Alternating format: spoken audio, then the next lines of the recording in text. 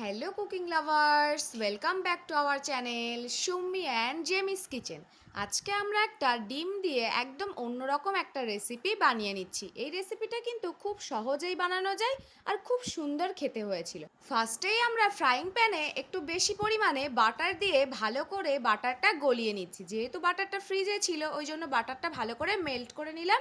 এবার আমরা এর মধ্যে ডিম দিয়ে নিয়েছি। ডিমটা আমরা আগে থেকেই ভেঙে ওর মধ্যে একটু নুন আর একদম অল্প পরিমাণ গোলমরিচ দিয়েছিলাম। বেশি কিন্তু উপকরণ লাগেই না, বলেইছি আগে। খুব ইজি অ্যান্ড খুব হেলদি অ্যান্ড টেস্টি একটা রেসিপি।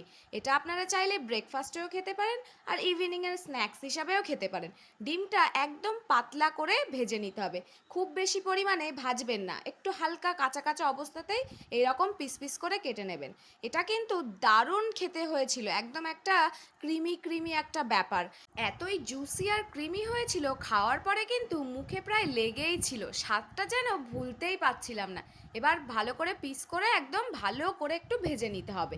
তারপরে এর মধ্যে আমরা একটু কাঁচা রসুন অ্যাড করেছিলাম। রসুনটা অ্যাড করার পর কিন্তু টেস্টটার স্মেলটা আরও একটু পরিমাণে বাড়িয়ে দিয়েছিল।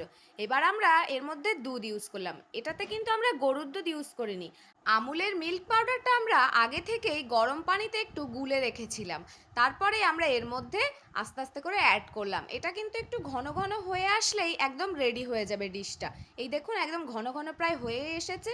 আরও স্মেলটা সুন্দর করার জন্য আমরা এর মধ্যে একটু অরিগ্যানো অ্যাড করেছি। যেহেতু এর মধ্যে বিশেষ কিছু উপকরণ লাগছেই না জিনিসপত্র, তাই জন্য আমরা একটু হালকা কাঁচা রসুন আর অরিগ্যানো, যার ফলে স্মেলটা কিন্তু সত্যিই অসাধারণ হয়েছিল।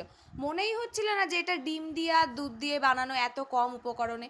দেখুন একদম প্রায় রেডি হয়ে এসছে। একটু ঘন ঘন করে নেবেন, আর চাইলে আপনারা চিজ অ্যাডও করতে পারেন। আমরা একটু ডায়েটে ছিলাম ওই জন্য চিজটা একটু অ্যাভয়েড করলাম। রেসিপিটা ভালো লাগলে অবশ্যই like comment share and subscribe করে দেবেন। থ্যাংক